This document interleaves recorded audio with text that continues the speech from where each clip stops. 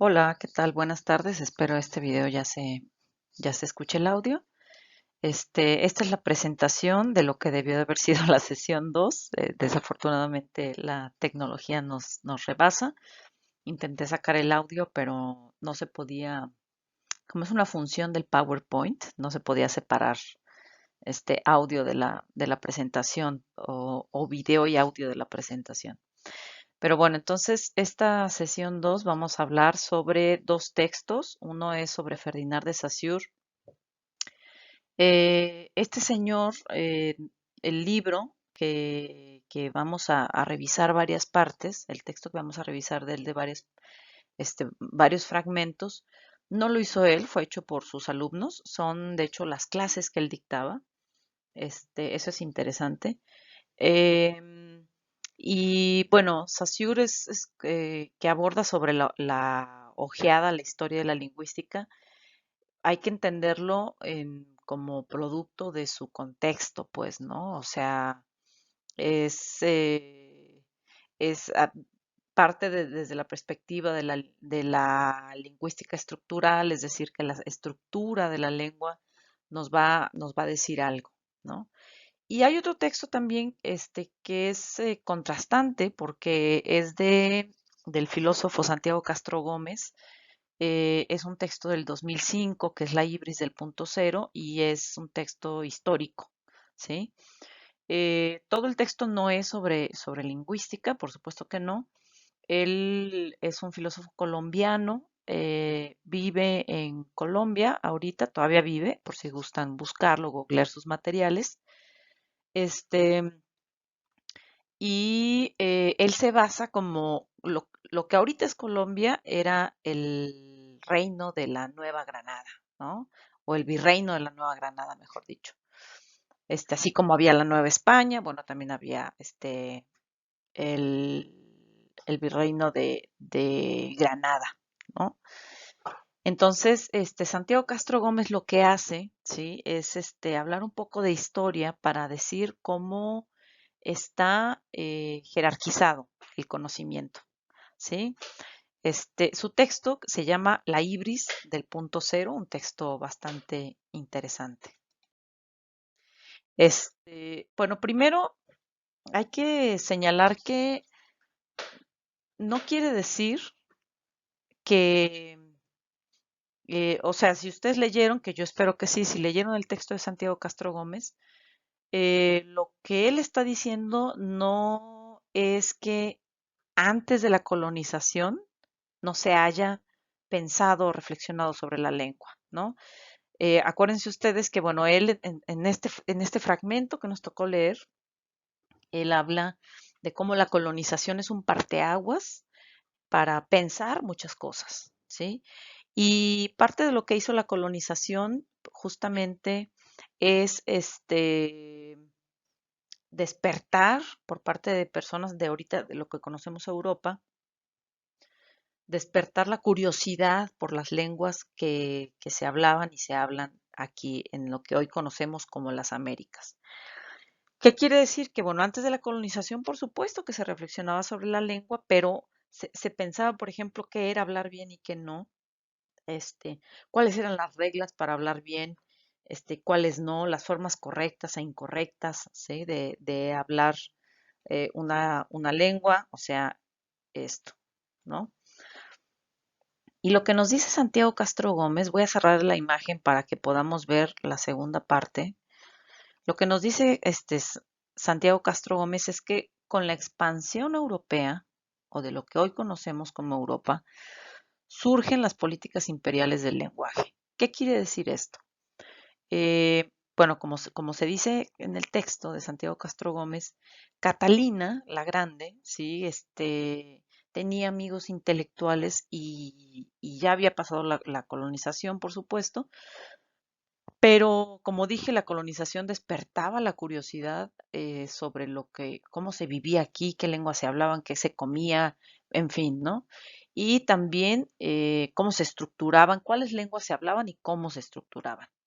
A partir de querer conocer eso, que querer conocer no tiene nada de malo, pero este, a partir de querer conocer eso, surgió la intención de crear un, lo que Santiago Castro Gómez llama un metalenguaje universal, ¿sí?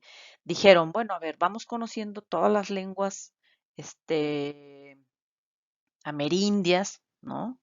Que se les llamaba amerindias, o que ahorita les llamamos lenguas indígenas, lenguas originarias, también les llamamos. Vamos conociendo, pensaron en ese momento, ¿no?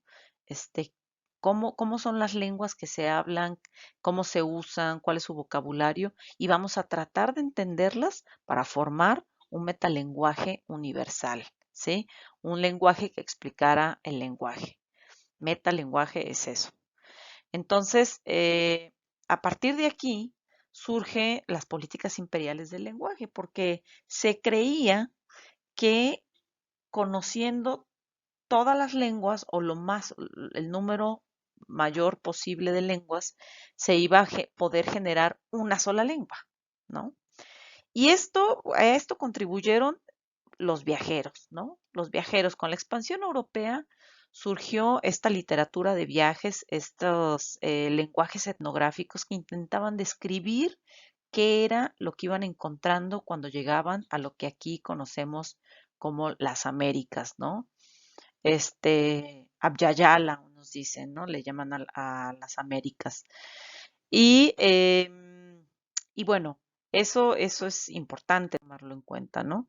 Ahora, la crítica muy interesante de Santiago Castro Gómez es que dice, bueno, iba a ser posible esto de conocer, o sea, de estudiar todas las lenguas y de ahí sacar una lengua para a su vez reflexionar sobre la lengua, o sea, un metalenguaje para reflexionar sobre el lenguaje.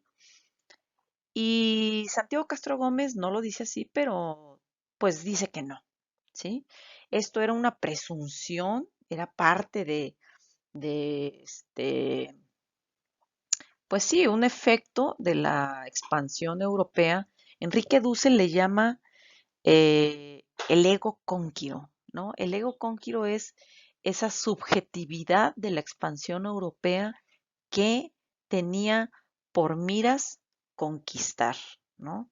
Digamos que al llegar los europeos aquí, bueno, lo que ahorita llamamos europeos, no se llamaban así, este, vieron la oportunidad de varias cosas, ¿no? De despojo territorial, de aprender nuevas lenguas, de no tenían nada ya en Europa y venían y aquí se hacían riquísimos, o sea, vieron la oportunidad, no quiero decir de ser gandalla, ¿no? Pero, porque no todo el mundo fue así, pues, ¿no? Hay sus contrastes, pero digamos que, pues sí, aquellas personas incluso que estaban en bancarrota, ¿no? En los reinos todavía no se constituía España, ¿no? Como tal. Entonces, en los reinos de Cataluña, etcétera, todas esas personas que no necesariamente estaban en un buen posicionamiento, este, económico, social y político, llegan aquí y surgen, el mundo cambia, pues, ¿no? Sucede lo que llaman el Pachacuti, ¿no? Un cambio en una sacudida del mundo, ese es el Pachacuti, ¿no? Entonces, comienzan a establecerse jerarquías de lenguaje, de raza, jerarquías raciales, porque las razas no existen, el racismo sí, este, y eso cambia completamente todo, ¿no? Y una de estas, petulancias, ¿no? Es, mm, lo voy a decir de manera muy burda, ¿no? De caerse muy fregones, es pensar que iban a conocer todas las lenguas y de ahí sacar una. Imagínense ustedes que ahorita hablamos 65 lenguas en México, contado el español, o sea, 64 lenguas originarias, pero en ese entonces, bueno, con 250 variantes, existen ahorita 250 variantes contabilizadas, puede haber más. Entonces, imagínense cuántas lenguas se hablaban antes, más, ¿no? Y eso Santiago Castro Gómez le llama pues una petulancia, ¿no? La ibris del punto cero, la ibris, el significado de la palabra ibris es pecado, ¿no? Entonces, el título del libro es El pecado del punto cero. Ahora, ¿qué quiere decir el punto cero? Esto tiene que ver con una cuestión epistemológica. O sea, cuando decimos epistemológica nos referimos a conocimiento, a cómo se piensa, ¿no? Y con la expansión europea y con querer crear un lenguaje universal, ¿no? Que permitiera ser imparciales, objetivos, neutros, se pensaba que con este lenguaje lo que se quisiera conocer se iba a conocer. Por ejemplo, si ibas a hablar de botánica, ¿no? De las plantas, ¿no?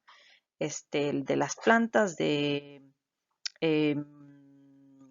no sé, de lo que ahorita es el País Vasco y una comparación con las plantas que se encuentran en Michoacán, supongamos, ¿no?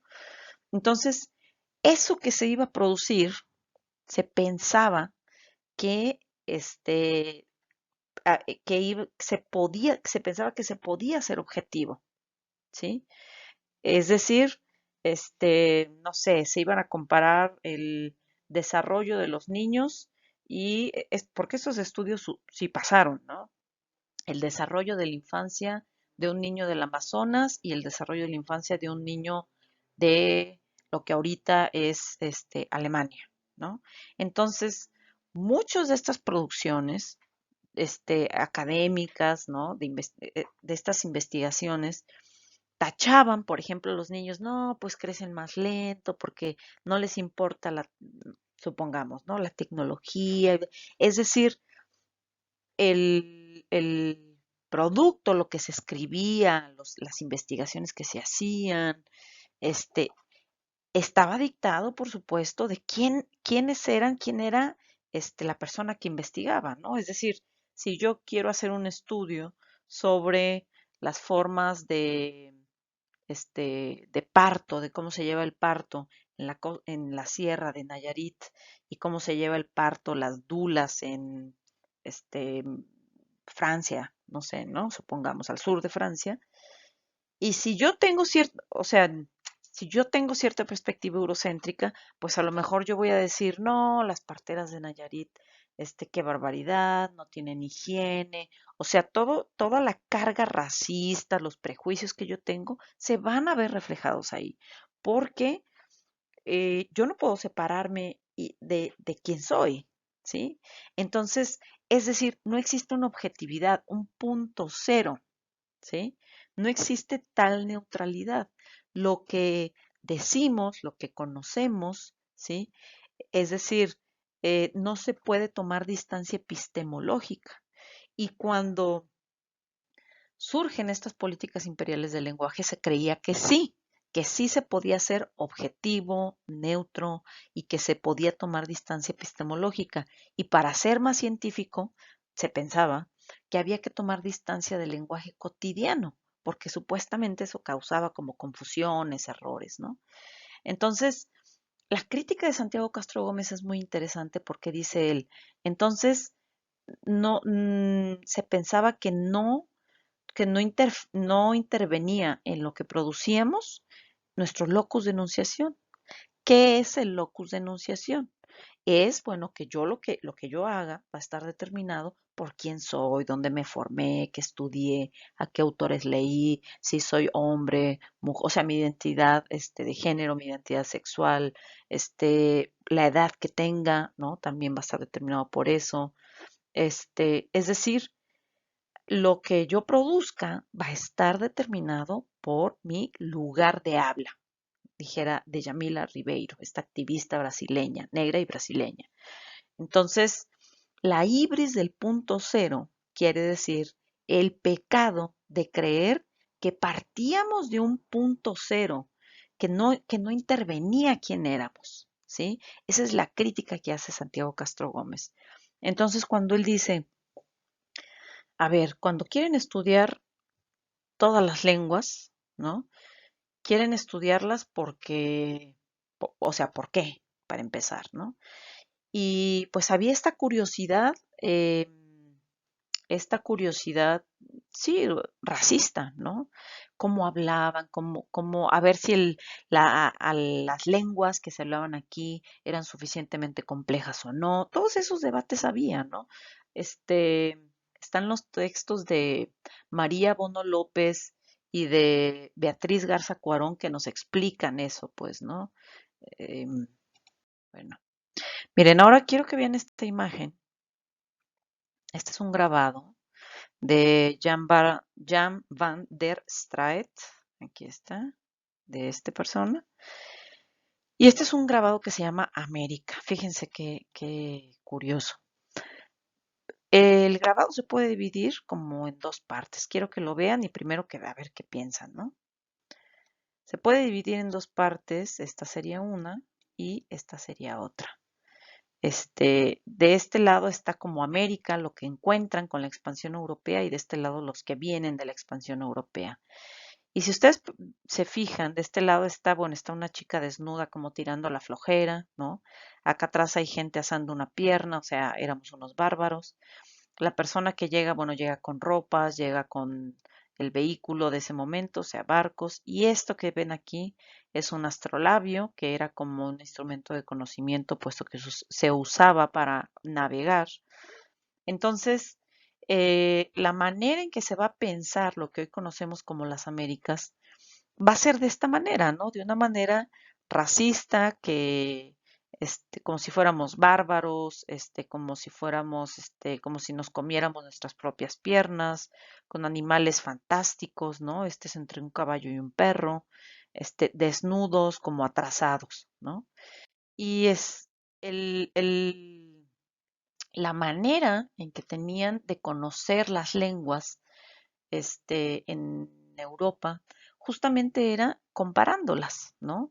Ya cuando, a partir de la expansión europea surge el interés bueno, cómo se hablan en distintas partes, y ya se había estudiado un poco, por ejemplo, sobre qué relación tenía la lengua de esta parte con gente de esta parte, supongamos, ¿no? Y comparando las lenguas, perdón, es decir, usaron el método comparativo, esto es de Franz Bopp. Mediante el método comparativo lograron explicar que tenían relación, es decir, mediante el indoeuropeo, que las lenguas se conectaban entre sí porque tenían relación a través de una lengua madre. Entonces esa lógica que llegaron aquí y quisieron aplicarla y se dieron cuenta que pues que era más complejo, ¿sí? Ahorita nosotros tenemos 11 protolenguas, 11 lenguas madre. El yuto azteca, por ejemplo, es una protolengua o lengua madre, y de ahí se derivan otras lenguas, ¿no? Otras lenguas hermanas y luego otras lenguas primas y así sucesivamente. ¿Cuáles son esas lenguas? Por ejemplo, no, pues el birrárica en la sierra norte del estado de Jalisco se habla el birrárica o huichol, y estas lenguas provienen de una protolengua que es el yutonagua, ¿sí? Y otras más. Por ejemplo, la protolengua maya, ¿sí? Que el maya se habla en la península de Yucatán, se habla en parte de Guatemala, bueno, de ahí esa es la protolengua y se derivan otras lenguas, que es el chol, setal, tzotzil, entre otras, ¿sí? Y así sucesivamente, es decir, hay muchas protolenguas, ¿sí? Entonces, la lógica del método comparativo que usaban allá, llegaron aquí y no les funcionó, porque había mucha diversidad lingüística. Entonces, decían, bueno, ¿cómo se entienden? ¿Cómo logran entenderse? O sea, si hablan tan diferentes, si son tantos y todos están dispersos y el territorio es muy grande, ¿cómo logran entenderse? ¿Sí? Acuérdense que con la expansión europea llegaron aquí y destruyeron muchas cosas, muchos papeles, muchas evidencias de conocimiento, y pues hicieron lo que Ramón Grossfogel llama un epistemicidio. Es decir, este, al quemar muchos documentos al quemar muchas o tirar muchas de sus construcciones, muchos artefactos en donde se veía reflejado pues sus formas de conocimiento, también comenzaron a generar el epistemicidio o varios epistemicidios. Entonces, con la expansión europea, lo que conocemos de las lenguas indígenas ahorita es porque los misioneros o franciscanos y jesuitas en su mayoría, para lograr la evangelización se dieron cuenta que tenían que conocer las lenguas indígenas y como habían destruido mucha evidencia, pues lo que hicieron fue volver a hacer vocabularios y hacer libros, documentar las lenguas para tratar de entenderlas. Entonces, eh, se dieron cuenta que las lenguas de aquí había mucha complejidad, no se esperaban esa complejidad y, y pues resulta que este interés de estudiar, dada la complejidad, este interés de querer estudiar todas las lenguas, como nos dice el libro de Santiago Castro Gómez, de ahí va a surgir los intereses coloniales de la lingüística como disciplina, no como interés, como disciplina como la conocemos ahorita, ¿sí? Bueno, eso era un poco mezclar las dos lecturas y hablar de los textos. Ojalá se pueda escuchar este video. Un saludo.